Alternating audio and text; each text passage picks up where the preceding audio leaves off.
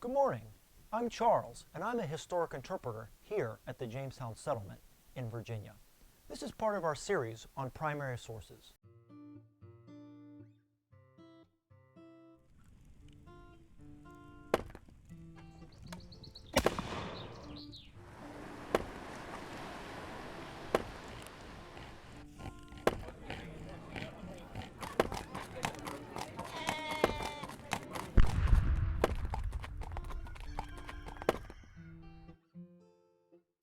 A primary source is a document or artifact that was created in the era of study. It could be a government record, a letter, a journal, and they provide great insight into the period of study. Historians use them to gain greater understanding into what actually happened in the past. When we talk about primary sources, and my favorite one, it has to be the source that came from the sole of a shoe. In 1613, Don Diego de Molina had languished as a prisoner at Jamestown for over 2 years. He was a Spanish officer who had been sent to scout on the defenses at Jamestown. Captured by the English, he would be a prisoner in Virginia for over 5 years. In 1613, he recruited a gentleman from Venice to smuggle a letter back to the ambassador to Spain in London. This letter provides great insight into Jamestown. It's particularly fascinating to me because it's different from so much of what's written about Jamestown. The other records were written by Virginia Company officials, colonists on the ground, and they had a very different perspective. One famous source is entitled Good News from Virginia, and we often see the Virginia colony officials trying to paint a picture that things are going very well in Virginia. Don Diego de Molina paints a very different picture. He starts his letter with a warning to the Spanish ambassador. He describes Jamestown as a Hydra in its infancy. A Hydra is a famous monster from Greek mythology, in which you cut off one head, a new head sprouts. Molina is using this analogy to warn of the dangers of Jamestown.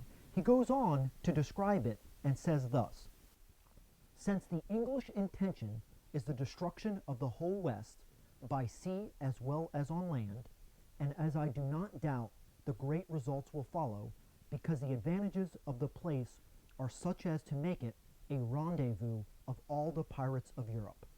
Spain had gotten very wealthy from the New World, mining gold and silver from Central and South America. Molina is worried that Jamestown could be a nest of piracy, and English pirates and privateers could strike at the heart of the Spanish Empire based in Jamestown. Molina goes on to describe conditions in Virginia. He describes that the soil is fertile and that there are many animals here to eat. Despite that, he paints a bleak picture of Virginia. He goes on to say that they have suffered much with only a miserable supply of wheat or maize and dressing wretchedly. He says that after a year here, about half the colonists are dead, and he says conditions are pretty bad. He says things are so bad that if the King of Spain was to send a liberating force to Virginia, instead of fighting against the Spanish, the English would willingly embrace them as overlords. Is Molina overstating his case a bit? He might. Remember, he's been suffering for over 2 years, and he wants to get out of here. Now, by this time at Jamestown, the colony is under martial law. There was men like Sir Thomas Gates and Sir Thomas Dale, who had served as officers in the Low Countries fighting for the Dutch. Under them, Jamestown had become very militarized. The colonists were forced to train with weapons, to march, and drill as soldiers. Molina is not impressed by what he sees.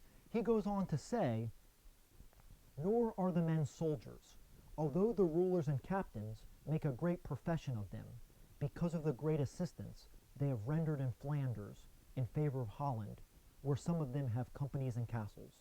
The men are badly disciplined and not drilled at all." You might ask, well, wait, Molina's a Spaniard. Is he just understating the colonists' abilities? When we look at some English sources, we see they confirm some of the lack of training of the colonists. Sir Thomas Dale himself, one of these leaders, describes that some of the settlers were so bad at drilling they could only serve as farmers.